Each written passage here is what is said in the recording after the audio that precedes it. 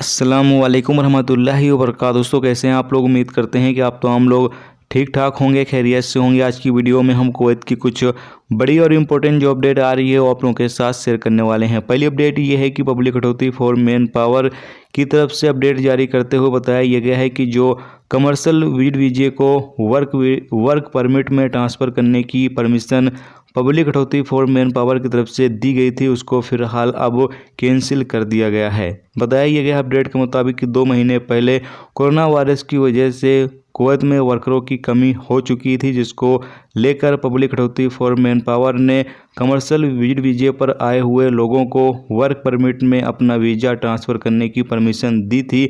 लेकिन अब फिलहाल इस कानून को जो है वो आज से रद्द कर दिया गया है। यानी कि अब जो लोग कमर्शियल वीजे पर कुवैत आए हुए हैं वो तमाम लोग अपना वीज़ा वर्क परमिट में चेंज नहीं कर सकते हैं।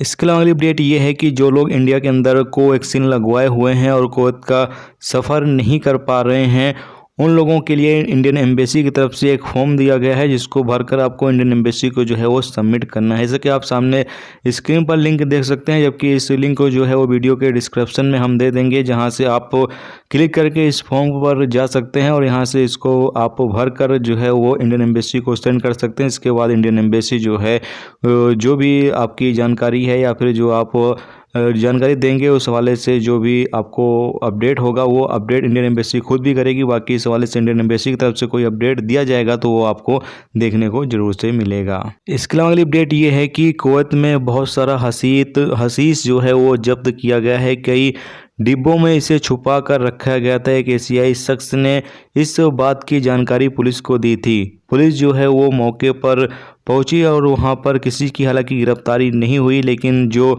हशीश थी उसको काफ़ी ज़्यादा मात्रा में जब्त किया गया है, जो डिब्बों के अंदर छुपा कर रखा गया था। इसके अलावा अगली अपडेट ये है कि कुवैत में इंडिया का जो रेट चल रहा है आज की तारीख में, एक कुवैती दिनार 243, जबकि बांग्लादेश का 280, पाकिस्तान का 564, श्रीलंका का 655 और नेपाल का 386 चल रहा है। इसके अलावा अगली अपडेट ये है कि कुवैत में पिछले 24 घंटे में 12 नए कोरोना वायरस के मरीज रिकॉर्ड पर आए हैं, जबकि एक शख्स की मौत हुई है और 21 लोग ठीक हुए हैं।